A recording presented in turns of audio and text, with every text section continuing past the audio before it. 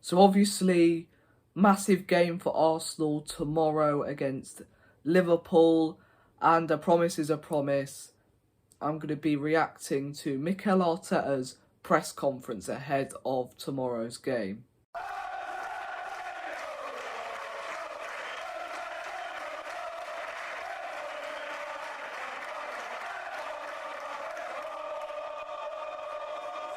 Hey guys, welcome back to yet another video, and as you can see by the thumbnail and the title, press conference reaction time. I've got the press conference on my computer screen right now. I'm going to be reading the questions and also what Mikel Arteta has replied to, and I haven't seen any of it, so this is going to be really, really interesting. So we're not going to waste any more time. Let's go through the questions and answers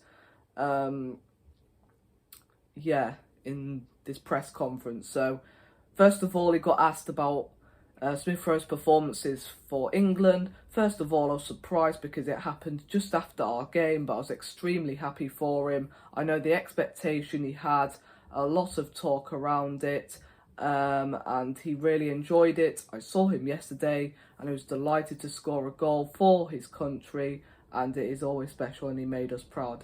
Not only him, but Bukayo and Aaron starting for the national team, I think it is a great sign for the club.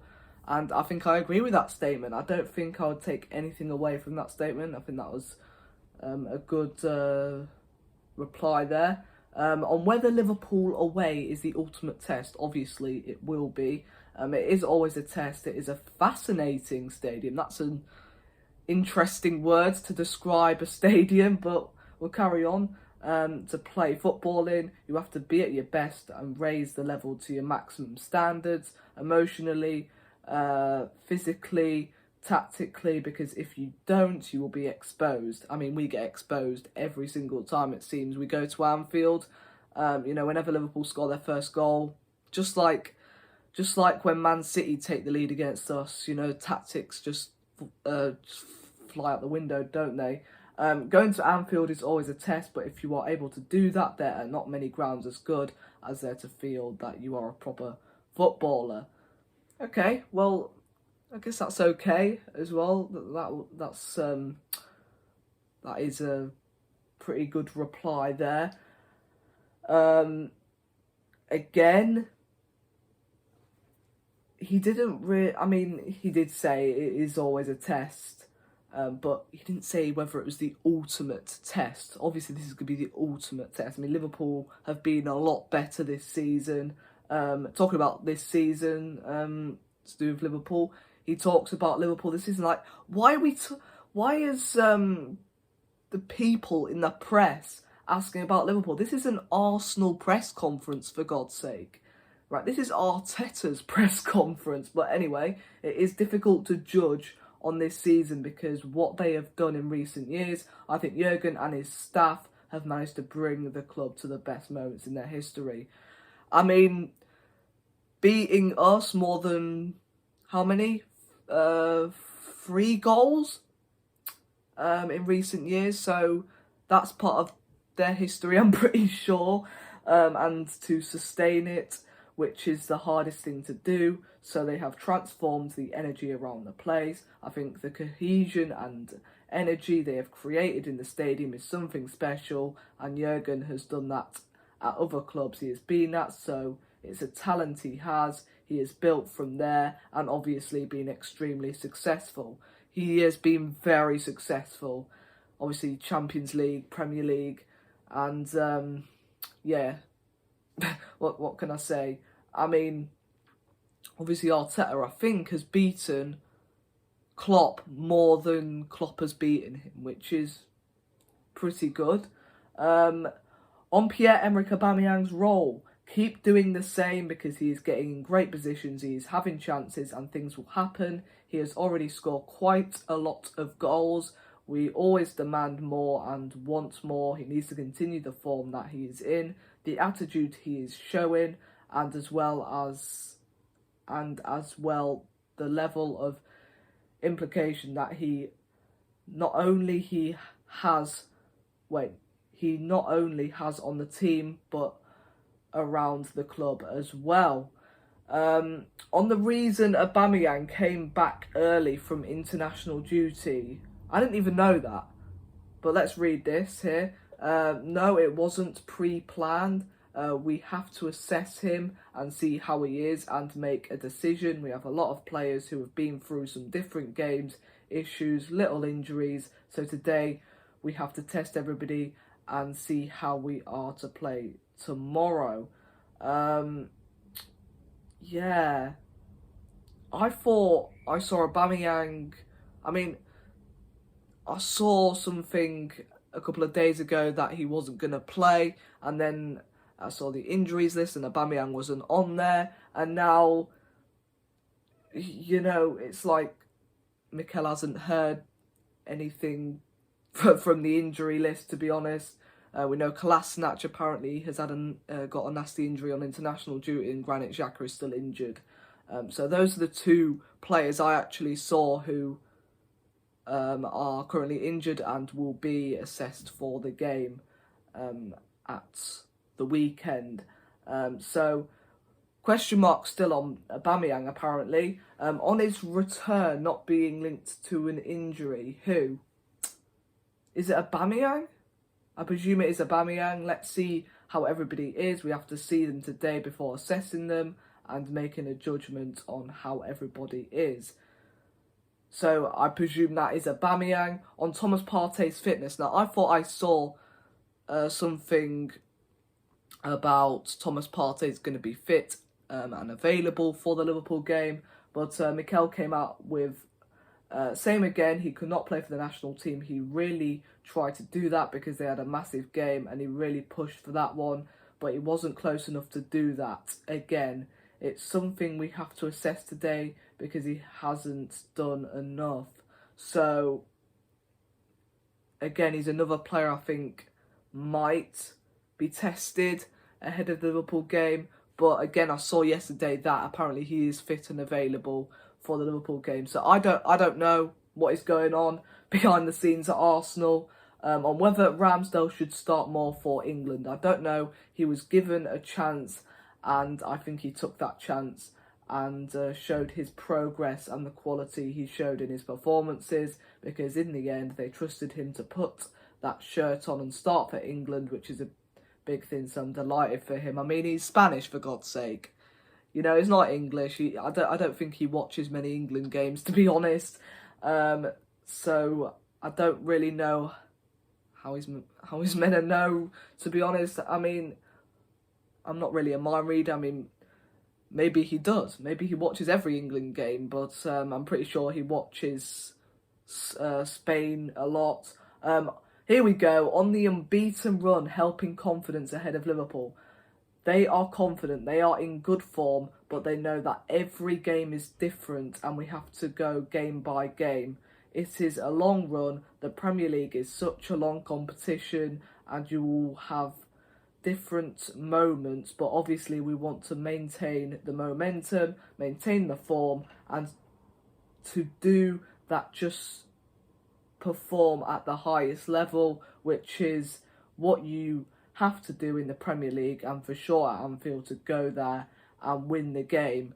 I mean, obviously we want to win the game, but a point would be, for me, good, but win would be even better. On a win, taking us into the top four. That would be the objective. The objective, getting into the top four. Then why did we not hear this from Edu at the start of the season? So our target was getting top four, right? Then why did you not tell us at the start of the season, man? That would be the objective. The standards that we have at the club, the objective is always to win the game. It doesn't matter where you play. You always have to prepare the game to win it. And that is the way we will do it and go to Anfield to get the result. I don't know. Hopefully we don't sit back, actually give it a go. Even if it's the first half, if we play well for first half, second half, Liverpool go and win the game and we run out of energy, we take off the gas a little bit, then I'll be like, okay, right, positives to take away from that game, because usually we haven't seen any positives. So hopefully we will be talking about positives. I'm pretty sure we will, but we'll have to wait and see. Wait, have I read this? I don't think I have. On whether our expectations have changed this season. The targets are always linked to the expectations of this club, which is always to be the best. It doesn't matter where you compete. It doesn't matter in what moment or project you are. It is always that demand that should not change, because it is attached to our culture, our ambition, and every player here has to be thinking that tomorrow is the most important day and we have to win the game. The rest will take care of itself. Oh my God. On whether we can compete for the title. Come on. I mean, yes, we're doing well at the moment, but come on. On whether we can compete for the title. Oh, I don't know what will happen. No one can predict it. This league has given a lot of surprises in recent years to everyone. From our side, we know what to do. Okay. What is wrong with the typos on this website? I'm pretty sure the word is we, but they've added an E at the beginning. So I presume that is we. We know where we are, what we want to be, and the best way to do it is to go game by game. How much is left of this? Oh my God. Right, we have got quite a bit to get through, guys. So let's just go through the most important bits. Like, on our record at Anfield, there's a lot to read here. I don't know why we haven't won there more. Obviously, the quality of the opponent has a big say. It's not a coincidence. The last year as well, because we went to Old Trafford, it was, I don't know how many years before we won at Stamford Bridge, the same. But first of all, you have to believe that you go there and you can beat them. That's the first thing. If somebody is not with that mindset, they should not put the shirt on and go to Anfield tomorrow.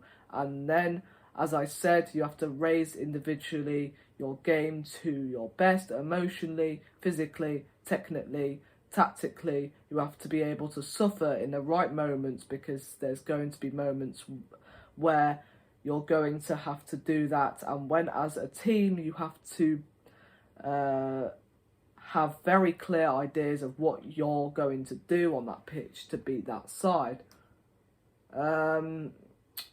Oh God, on a plan to stop Mo Salah. We have a plan like every week for the strengths and weaknesses of every team that we have to minimise and expose the weaknesses that they have. On if Aubameyang is still on penalty duty, we will make those decisions in regards to what we want to do. Okay, well, that was a short sentence then. On Lacazette's contract, there is so much talk. What I can say is that I'm really happy with what Lacazette is doing at the moment, and I've said that we are not going to be talking about any of that until the end of the season. Well, that's... I mean, why?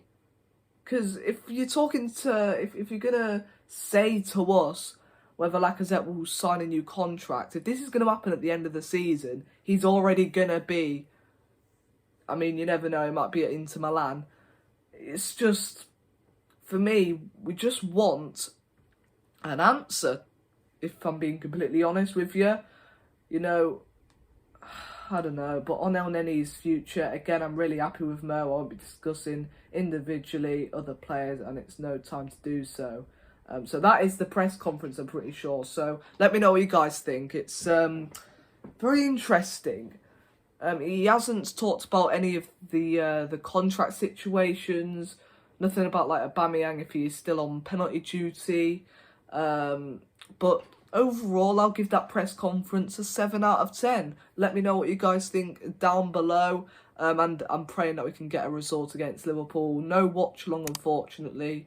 I'm not going to have the time, unfortunately, but maybe next week against Newcastle might be a watch along, so keep your eyes peeled for that. But in the meantime, guys, thank you guys for watching yet another video, and I'll see you in the next one very soon. Peace.